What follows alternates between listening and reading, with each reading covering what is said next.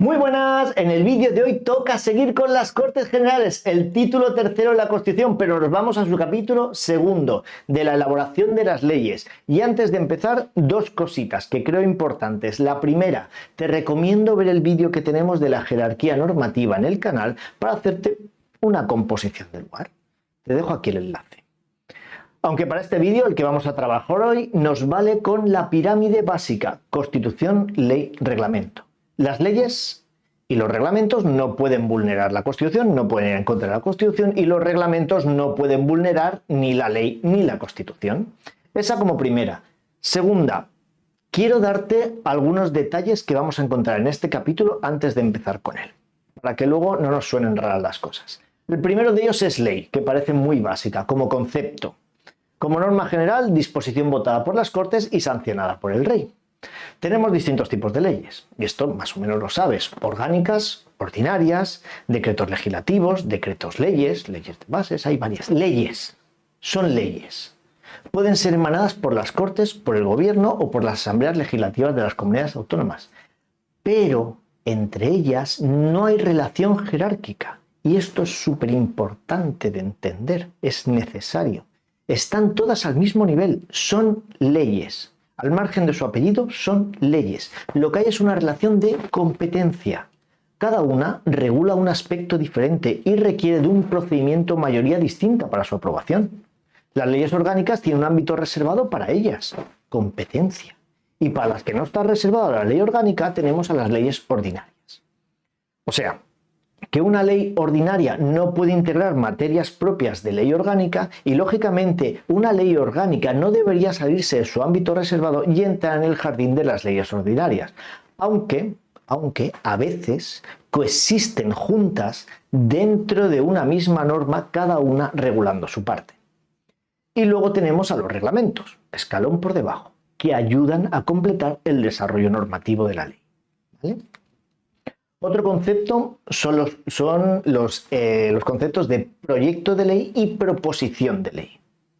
Son lo mismo, pero cambia el órgano que tiene la iniciativa. El proyecto de ley, la iniciativa le corresponde exclusivamente al Gobierno. Proyecto, así como papel, tengo un proyecto, es el Gobierno. Y la proposición de ley, acuérdate de esto con un poquito de gracia, en proposición así como si te guiñan en ojo en mitad de una fiesta, la tiene el Congreso, el Senado y las asambleas legislativas de las comunidades autónomas. Y también tenemos la proposición en la iniciativa legislativa popular. La ciudadanía también la tiene, ¿vale? Pero me remito al principio. Todas son leyes. Están en el mismo escalón de jerarquía.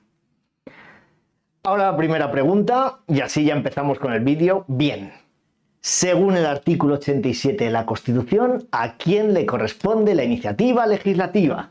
Típica pregunta de examen, te la sabes. Al Gobierno, al Congreso y al Senado, de acuerdo con la Constitución y con los reglamentos de las cámaras. Ojo con este detalle.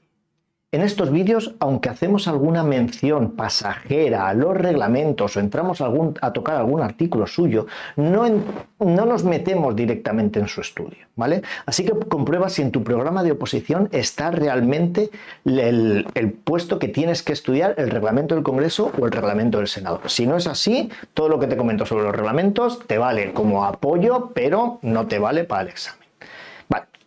Iniciativa legislativa, Gobierno, Congreso, Senado. Perfecto. Pero antes de continuar, claro, la iniciativa legislativa guay, Gobierno, Congreso y Senado, pero antes de continuar tenemos que hablar de las leyes orgánicas.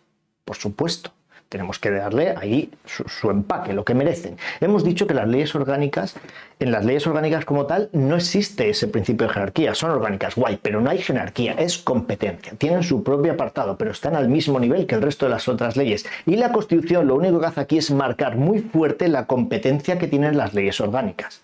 Las leyes orgánicas como tal son las relativas al desarrollo de los derechos fundamentales y libertades públicas, que te suenan un montón porque las hemos visto. Título 1, capítulo 2, sección primera, la 121, artículos 15 a 29. O sea, todo lo que se desarrolla aquí va por ley orgánica. También tenemos por ley orgánica las que aprueben los estatutos de autonomía. Fíjate, si quieres, en el artículo 146 de la Constitución, que es la elaboración del Estatuto de Autonomía, que dice al final de este artículo, nos dice, y será elevada a las Cortes Generales para su tramitación como ley.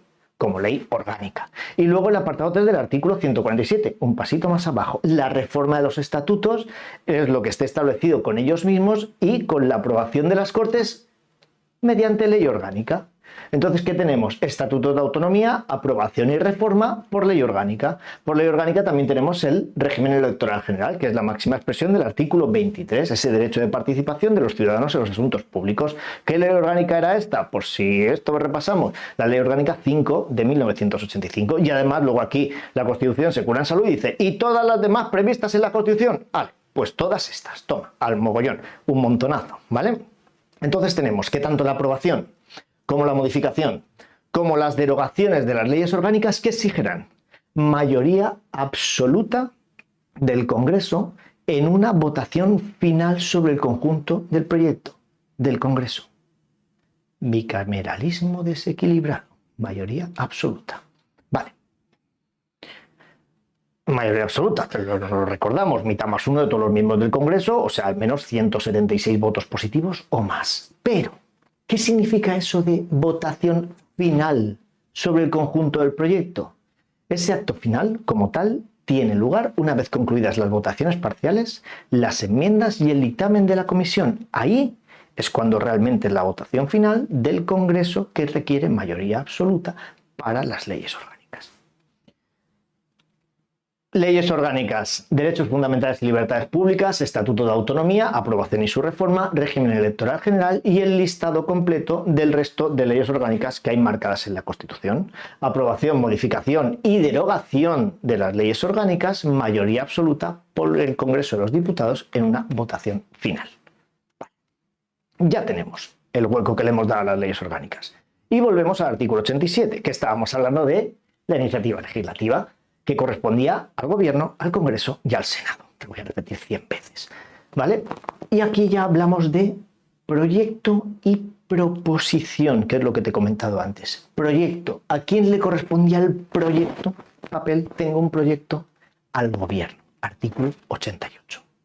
Los proyectos de ley van a ser aprobados en el Consejo de Ministros, que los someterá al Congreso, acompañados de una exposición de motivo y de los antecedentes necesarios para que se pronuncie sobre ellos, o sea, un montón de cosas. Pero hay un detalle importante aquí.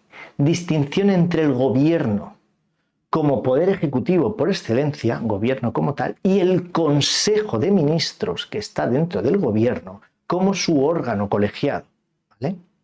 También nos dice que va acompañado de una exposición de motivos. Ese texto que precede a toda ley, que se presenta por razones de qué va la norma y por qué se justifican los objetivos que se pretenden conseguir en esa norma, que casi ninguno de nosotros nos leemos porque no nos preguntan en el examen. Ese, acompañado de la exposición de motivos y antecedentes necesarios de esa norma, estudios, memorias, consultas, informes, etc. Vale. Ahora, el proyecto ya está en el Congreso y podemos ir al artículo 90. Que es la actuación legislativa del Senado para los proyectos de ley del Congreso al Senado. Ya te explico más cosas. Aprobado el proyecto de ley por el Congreso de los Diputados, o sea, que llega al Congreso y lo tiene que aprobar, se dará cuenta inmediatamente de este proyecto al presidente del Senado, que lo va a someter a deliberación, ya sea un proyecto para una ley orgánica o para una ley ordinaria. Vale. Paso atrás. Lo primero es que se apruebe por el Congreso, que esto no siempre ocurre, este proyecto. Entonces, si no ocurre, hay que retocarlo o rechazarlo. Pero imaginamos que el Congreso aprueba el proyecto del Gobierno, ¿vale? Cuidado, que lo que te he dicho, si es un proyecto de ley orgánica, será por mayoría absoluta. Y si es un proyecto de ley ordinaria, será por mayoría simple. Aprobado el proyecto, el Congreso le dice al Senado, ahí va mi proyecto, que me lo ha pasado el Gobierno, dale un vistazo. Y aquí pueden ocurrir tres cosas. La primera, que le llega al Senado y dice el Senado, todo correcto, ni enmiendas ni veto. Se vota, continúa su curso de vuelta al Congreso y para su publicación en el BOE. Esa es la primera, todo fácil. Segunda, que el Senado ponga enmiendas. ¿Qué son enmiendas? Pues propuestas de corrección, rectificación o subsanación. Si te vale para acordarte, enmiendas como remiendas, de remendar cositas, ¿vale? Enmiendas, intentar corregir algo, modificar o subsanar, hacer arreglos, ¿vale? Y luego pone las enmiendas y la devuelve al Congreso. O tercera, que puede hacer el Senado es veto. Veto total. Esto significa oposición total. No se toca nada. El texto se queda original y ese texto vuelve al Congreso. Pero este texto, si es un veto por el Senado, es un veto completo, tiene que ser aprobado por mayoría absoluta del Senado. Muy importante este detalle, ¿vale? Ahora, claro, le ha llegado, estábamos hablando de estos tres casos, de que le llegaba al Senado, que podría hacer si nada lo aprueba, pone enmiendas o veta. ¿De qué plazo dispone el Senado para realizar estas tres actuaciones? 2 meses. ¿2 meses a partir de cuándo? Pues a partir del día siguiente a la recepción del texto. ¿Vale? ¿Este plazo de 2 meses se puede reducir? Sí. De 2 meses a 20 días naturales. ¿Vale? En proyectos declarados urgentes. ¿Quién puede declarar el proyecto como urgente? Pues en este caso puede ser el Gobierno o el Congreso de los Diputados. Vale. El Senado ha realizado su actuación y la norma vuelve al Congreso. Ha votado o votado por mayoría absoluta en caso de veto dentro del plazo de 2 meses y para arriba. Volvemos otra vez a lo mismo. Si ha sido aprobada por el Senado, la norma se entiende aprobada y el rey sanciona y en el plazo de 15 días promulga y ordena su inmediata publicación. Genial, todo sencillo. Congreso, Senado, Congreso, rey. Si ha sido enmendada, si el Senado le ha puesto enmiendas, el Congreso podrá aceptar o no las enmiendas. ¿Por qué mayoría? Por mayoría simple. Se aceptan las correcciones del Senado, perfecto, se cambia y se envía al rey. Que no se acepta, no se cambia, perfecto, se envía al rey. Pues una vez hecho esto, ya se entiende aprobadas o rechazadas las enmiendas y aprobadas o rechazadas las enmiendas por las Cortes y se envía al rey para su publicación. Pero si ha sido vetada la norma, el proyecto, por mayoría absoluta del Senado, pues el Congreso, con todo su arte, puede decir, no acepto el veto de la mayoría absoluta del Senado que me quiere tumbar este proyecto. Y yo, como Congreso, voto en contra por mayoría absoluta de mis miembros. Ojo, si consigo esa mayoría absoluta de voto en contra el veto del Senado, que también ha sido por mayoría absoluta, me paso al Senado por donde yo te diga y al rey la norma. Publicación.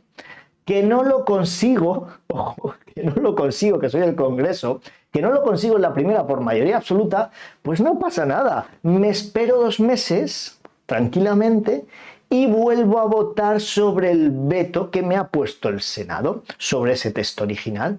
Si después de estos 2 meses el Congreso consigue mayoría simple, entonces, perfecto, soy el Congreso, espero 2 meses, lo apruebo y al rey. O sea, que si el Congreso, pasado 2 meses del veto del Senado, consigue levantarlo por mayoría simple de sus miembros en segunda vuelta, se lo pasa al rey y se publica.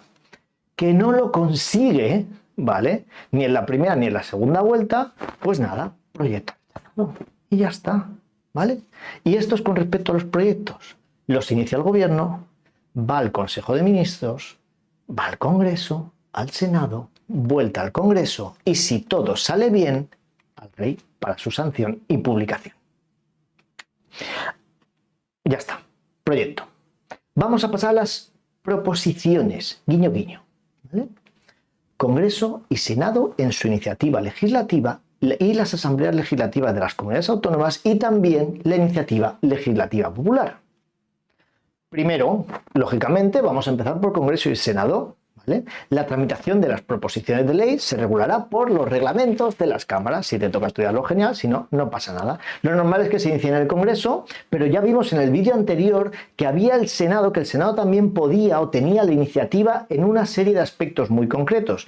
Por eso este apartado de este artículo 89 dice: las proposiciones de ley que de acuerdo con el artículo 87 tome en consideración el Senado, se remitirán al Congreso para su trámite como tal proposición. O sea que lo normalmente es que lo inicie el Congreso, salvo en estas pequeñas causas del artículo 87, las inicia el Senado, pero se lo vuelve a pasar al Congreso para ver de qué tal. Y luego el procedimiento normal. Vale. Se regulará por los reglamentos de las cámaras. Miradita rápida a ese reglamento. ¿El Congreso qué necesita?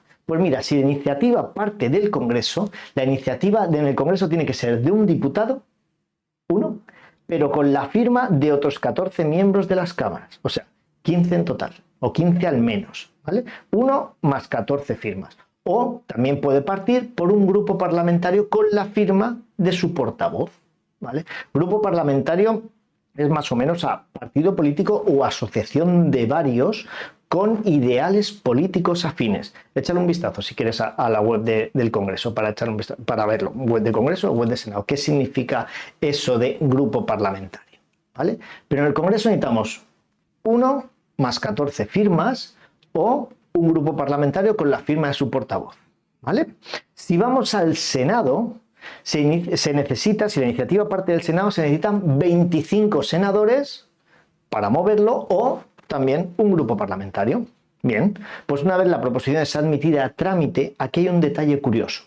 Hay que pasársela al gobierno. Fíjate que la iniciativa a trámite del Congreso o del Senado hay que pasársela al gobierno. ¿Para qué? Para que revise si quiere oponerse. ¿Por qué se puede querer oponer el gobierno a una iniciativa que ha iniciado el Congreso o el Senado? Fíjate el artículo 134.6. Toda proposición o enmienda que se haga que suponga aumento de créditos o disminución de ingresos presupuestarios requerirá la conformidad del gobierno para su tramitación. Fíjate que aquí el gobierno también toca la parte de iniciativa legislativa, aunque corresponde al Congreso y al Senado, el gobierno tiene que estar atento. Ojo, que si vamos a tener menos ingresos o más gastos, lo mismo, esta iniciativa legislativa no me interesa, ¿vale? Pero si el gobierno no manifiesta reparos presupuestarios, en el plazo establecido, 30 y 10 días, se estima que está conforme y la proposición continúa su curso normal. Muy parecido a lo que hemos visto ya en el artículo 90, aunque con ciertas salvedades que no voy a comentar aquí para no liaros con todo lo que hemos explicado, ¿vale? Pero muy parecido. Otra vez, paso atrás. Vuelvo al artículo 87. Nos habíamos quedado en el apartado 1. Te repito, la iniciativa legislativa corresponde al Gobierno, al Congreso y al Senado. Vale. Hemos visto el proyecto y parte de proposición del Congreso y del Senado. ¿A quién le toca ahora? A las asambleas legislativas de las comunidades autónomas. Las asambleas legislativas de las comunidades autónomas podrán, atenta a esto es curioso porque aquí hay una doble vía, podrán solicitar al gobierno la adopción de un proyecto de ley, o sea que las asambleas legislativas solicitan al gobierno la adopción de un proyecto de ley como un encargo, una petición que le hace al gobierno para que el gobierno inicie en su nombre con la idea o con los motivos, etcétera, que le da la asamblea legislativa. Si el gobierno acepta esa propuesta que le hace la asamblea aquí ya no tiene más participación y la propuesta sigue sus pasos como cualquier iniciativa gubernamental. Ese es el primer caso. O el segundo caso, que aquí ya sí que estamos ante una verdadera iniciativa legislativa, la Asamblea remite a la mesa del Congreso una proposición de ley. ¿Qué leyes crees que pueden interesarle a una comunidad autónoma elevarlas al Congreso? Así por encima de algo rápido. Pues una ley marco de competencias o una ley orgánica de transferencias o delegación. Pues esa puede ser una de las causas principales. ¿Y para ello qué va a hacer la Asamblea Legislativa de las Comunidades Autónomas? Pues van a enviar a 3 miembros encargados de su defensa. Estos 3 miembros, ¿qué van a hacer? Explicar el porqué de la necesidad de la nueva norma y una vez examinados los argumentos por la mesa y explicados, si se cumplen con todos los requisitos, se continuará con el procedimiento, con el proceso normal de una proposición de ley. Y aquí cerramos las asambleas legislativas. Pero nos queda también la iniciativa legislativa popular como proposición de ley. Guiño, guiño. ¿Vale? Iniciativa legislativa popular es el instrumento de participación directa de los ciudadanos en el intento de crear normas que sean necesarias para nosotros. Detalles o requisitos que tenemos en la iniciativa legislativa popular es que es por ley orgánica. El primero de ellos, ¿cuál es la ley orgánica? Pues la Ley Orgánica 3 de 1974, reguladora de la iniciativa legislativa popular. ¿Qué mínimo se exige para esta iniciativa legislativa popular? Un mínimo de 500.000 de firmas acreditadas, o tal cual lo dice la Constitución, no menos de 500.000 de firmas acreditadas. ¿Hay alguna materia en la que no hay cabida para una iniciativa legislativa popular? sí que las hay, bastantes además. La primera de ellas es en todo lo que sea o esté regulado por ley orgánica. Pues si es algo regulado por ley orgánica, la iniciativa legislativa popular, nosotros ya no podemos tocar nada. Tampoco puede ser en materias tributarias, ni tampoco en materias de carácter internacional, ni por supuesto en la prerrogativa de gracia del rey. Pero es que aquí acaba la Constitución, pero hay un pasito más, porque si nos fijamos en la ley orgánica de la iniciativa legislativa popular, añade: tampoco se puede la iniciativa legislativa popular en actividad económica general, artículo 131 de la Constitución, ni en los presupuestos generales del Estado, artículo 134. Entonces, iniciativa legislativa popular, por ley orgánica, 500.000 de firmas acreditadas, y no se puede en ley orgánica, materias tributarias, internacional, prerrogativa de gracia, actividad económica general, ni en los presupuestos generales del Estado. Pues ya estaría, ¿no? A ver, ¿qué llevamos visto hasta ahora? Hemos visto el inicio, quién tiene la iniciativa, hemos visto el desarrollo de un proyecto de ley y de una proposición, cómo va entre gobierno, Congreso, Senado, Congreso y al rey. Y ya lo último, lo que te acabo de decir, es que se envía al rey, sanción, promulgación y publicación. Ya está, ¿no? No nos queda nada más. ¿O sí? ¿Se nos olvida algo? Seguro que sí. ¿Qué se nos olvida? Se nos olvidan cosas que pueden ocurrir por medio, ¿vale? Como por ejemplo la delegación legislativa. ¿Qué es esto?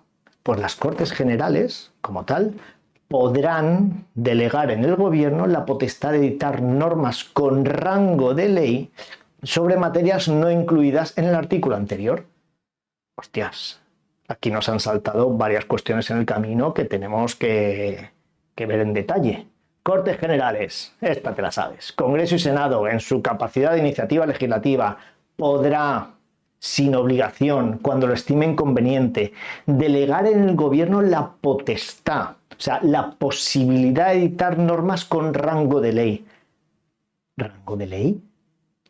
Pues rango de ley es norma que emana del poder ejecutivo, o sea, el gobierno, no directamente desde las Cortes. Las normas con rango, fuerza o valor de ley están en el mismo escalón que las leyes, se miran a los ojos, pero en su sentido formal, y no vamos a entrar más, no son consideradas leyes como tal porque no las crea el poder legislativo, pero están al mismo nivel porque son un encargo, ¿vale? Bien, entonces, decía además, materias no incluidas en el artículo anterior, materias no incluidas en el artículo 81, materias que no sean propias de ley orgánica. Y si introducimos aquí el artículo 85, ¿qué nombre? Pregunta de examen, pero vamos, ¿qué nombre reciben las disposiciones del gobierno que contengan legislación delegada? Decreto legislativo. O reales decretos legislativos, que así es como hace referencia a ella la ley del gobierno. Vale, decreto legislativo, disposición delegada. ¿Cómo deberá otorgar las Cortes la delegación legislativa al gobierno? De forma expresa, para materia concreta y una fijación de plazo para su ejercicio. Y además sigue, no podrá entenderse concedida de modo implícito o por tiempo indeterminado. ¿Y qué más? Tampoco va a permitir la subdelegación a distintas autoridades del gobierno. O sea que todo queda superdirigido y encauzado, expresa y concreta, no implícita y con plazo fijado, no por tiempo indeterminado, o sea, por tiempo determinado, y no subdelegación. ¿Cómo se agota la delegación legislativa? Fíjate que esto es algo muy curioso. ¿Cómo se agota? Pues por la publicación de la norma. Ahí se agota la delegación legislativa. O sea, por el uso que hace de ella el gobierno mediante la publicación de la norma una vez finalizado todo el proceso. Claro, pero es que aquí ahora se abren dos vías para la delegación legislativa que no hemos comentado antes, ¿vale? Hemos visto cómo tiene que ser la delegación legislativa, pero hay algo más, dos vías. Ya verás tú. La delegación legislativa deberá otorgarse mediante una ley de bases cuando se quieran hacer textos articulados o mediante una ley ordinaria cuando se trate de refundir textos legales en uno solo. Vale. Dos cosas. Ley de bases. ¿Qué es eso? La ley de bases como tal es la creación de una norma desde cero sobre una materia concreta delegada por las Cortes, ¿vale? Por las Cortes en el gobierno. Es exactamente lo contrario a la refundición de textos en uno solo, que lo hacemos por ley ordinaria. Truco básico y sencillo por proximidad en el abecedario. Esto te lo comenté hace mucho tiempo, pero por si acaso lo recordamos. Ley de bases, texto articulado. BA. Bases articulado. Ley ordinaria, refundir textos. OR. Ordinaria, refundir. BAOR. Bases articulado, ordinaria, refundir. Y con eso no se te olvida nunca. Es muy básico, muy sencillo, proximidad en el abecedario, son 4 letritas y ya nunca te pueden pillar en este tipo de preguntas. ¿Vale? Bases articulado, ordinaria, refundir. Ahora te voy a dejar una pregunta abierta. De estas que molan. ¿Se te ocurre algún ejemplo de una ley de bases o de un texto refundido que tengas que estudiar para tu oposición? ¿Tienes algo por ahí que te acaba de venir a la mente así de golpe? Dímelo, ¿vale? Te leo.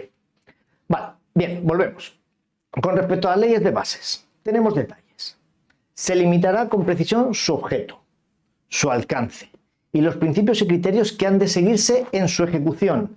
Además, las leyes de bases no podrán en ningún caso autorizar la propia modificación de la ley de bases. O sea, que en su articulado no puede existir la posibilidad de esa automodificación. ¿Por qué no, Paco? ¿Por qué no puede existir? Pues porque estamos ante una delegación, una disposición delegada. Si le damos la potestad de modificarse a sí mismo a su antojo, sin necesidad de las Cortes, ya no hay delegación. Ya se traslada completamente la potestad legisladora al gobierno, y no es lo que se pretende. Y las leyes de bases no podrán en ningún caso poseer la facultad para dictar normas con carácter retroactivo. O sea, esto no se puede en la propia ley de bases, no se le permite al gobierno realizar esta acción en el articulado.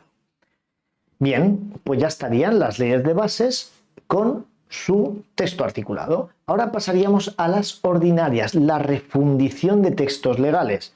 Podemos hacerlo de dos maneras, ¿vale? O sea, simplemente, la reformulación de un texto único, que juntamos varias normas en una sola sin más complicación, o podríamos regularizar, armonizar o aclarar todas las normas en una sola con la idea de lograr una norma con la mayor claridad posible, pero respetando siempre los materiales legislativos que tenemos que refundir.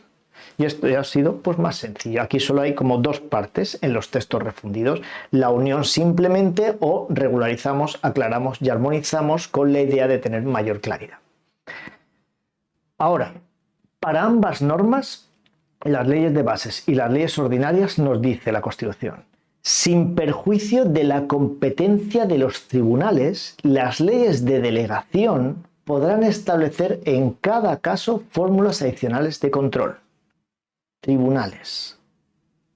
Los tribunales ordinarios o también el Tribunal Constitucional. Y por si acaso, fíjate, te traigo aquí una frase que seguro que te suena un montón, que la has estudiado, pero que puede ser que nunca la hayas encajado en este artículo. Nos vamos a la ley 2998, jurisdicción de la contencioso administrativa. Fíjate qué nos dice aquí la ley. Los juzgados y tribunales del orden contencioso administrativo conocerán de las pretensiones que se deduzcan en relación con las actuaciones de la administración pública sujeta a derecho administrativo, perfecto, con las disposiciones generales de rango inferior a la ley, perfecto, también, reglamentos, y con los decretos legislativos cuando excedan de los límites de su delegación. Toma, ¿vale? Ahí te lo dejo.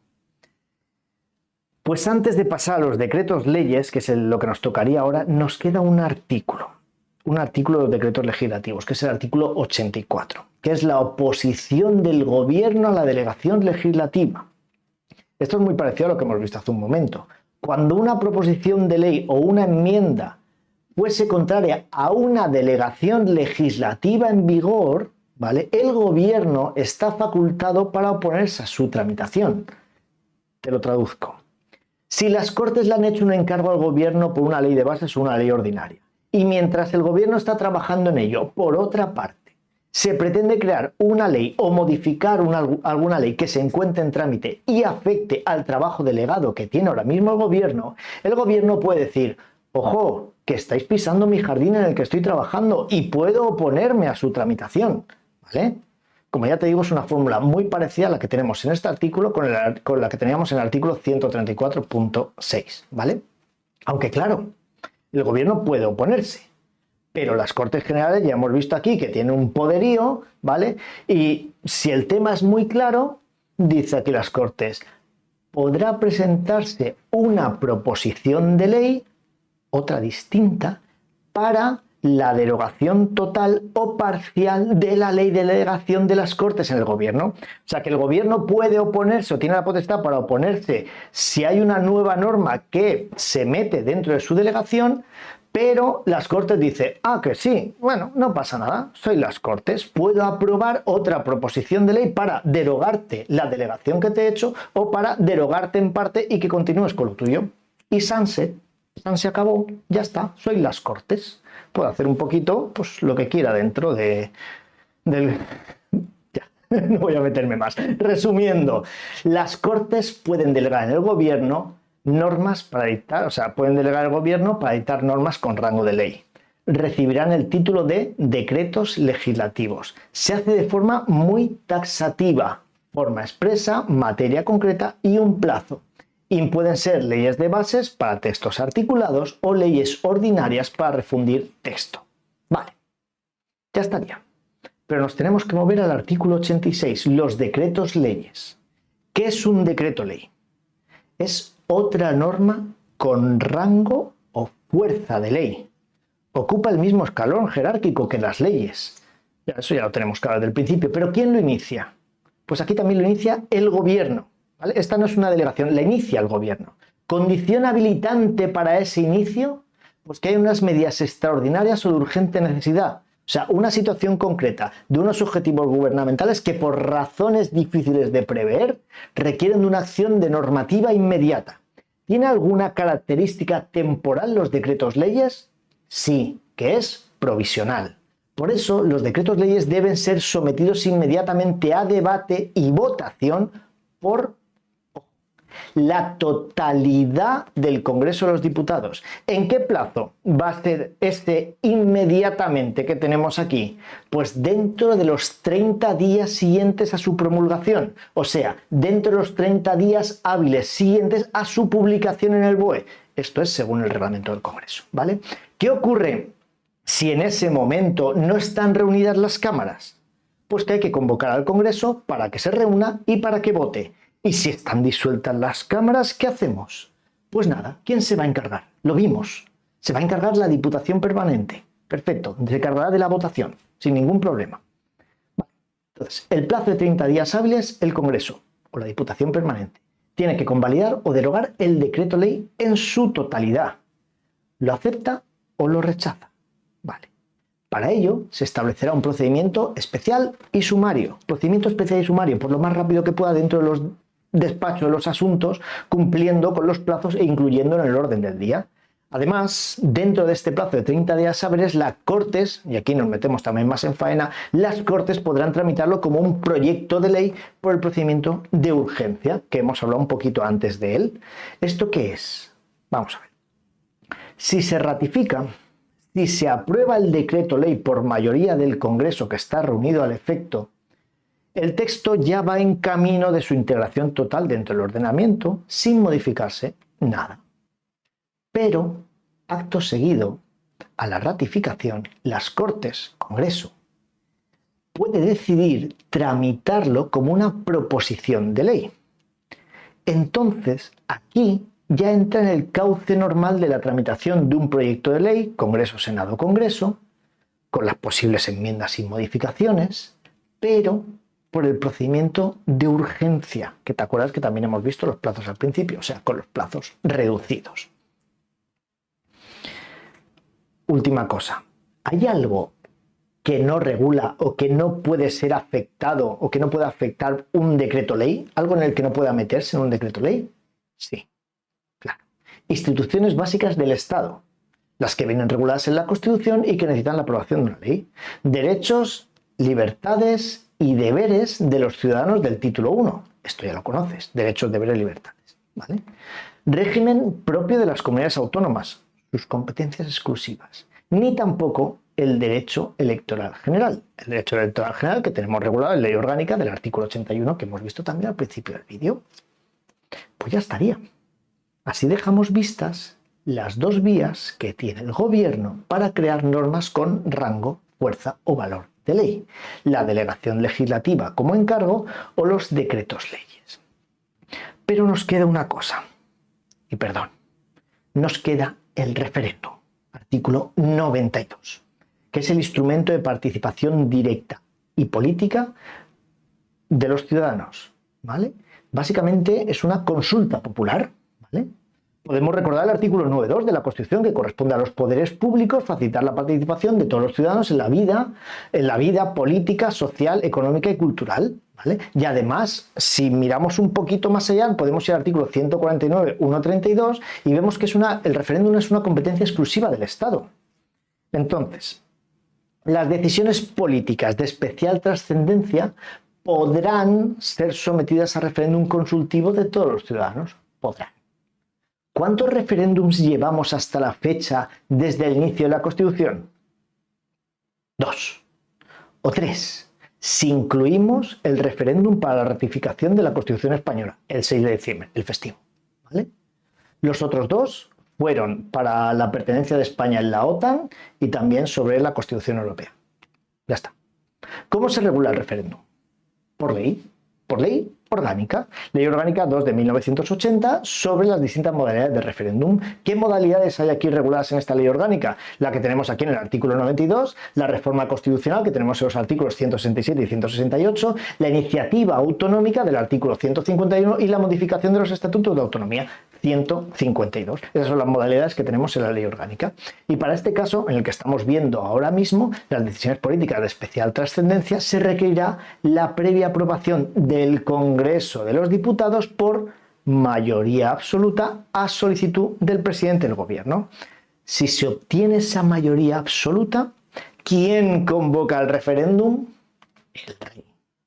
El rey convocará el referéndum mediante Real Decreto acordado en Consejo de Ministros y refrendado por su presidente. Ya está. Fin. Final capítulo 2 del título 3 de la elaboración de las leyes. ¿Qué hemos visto? La iniciativa legislativa, las leyes orgánicas, los proyectos y proposiciones de ley y la actuación legislativa del Senado, los decretos legislativos y los decretos leyes y, por último, hemos visto el referéndum. En el próximo vídeo vamos a continuar con los tratados internacionales, así que ya me pongo el traje de faena para ir preparándote pues, la parte administrativa de este vídeo, lo que sería el test, el resumen, etcétera, cualquier cosa que se nos ocurra. Y también el podcast. Y no te olvides de repasar con test una vez finalizado el estudio. ¿Dónde puedes repasarlo? Pues donde tú quieras. Pero si me permites una recomendación, yo te voy a decir que en Testea, ¿vale? Puedes hacer todos los test en Testea, que va de lujo. Un beso enorme. Nos vemos en el próximo vídeo. Hasta otra.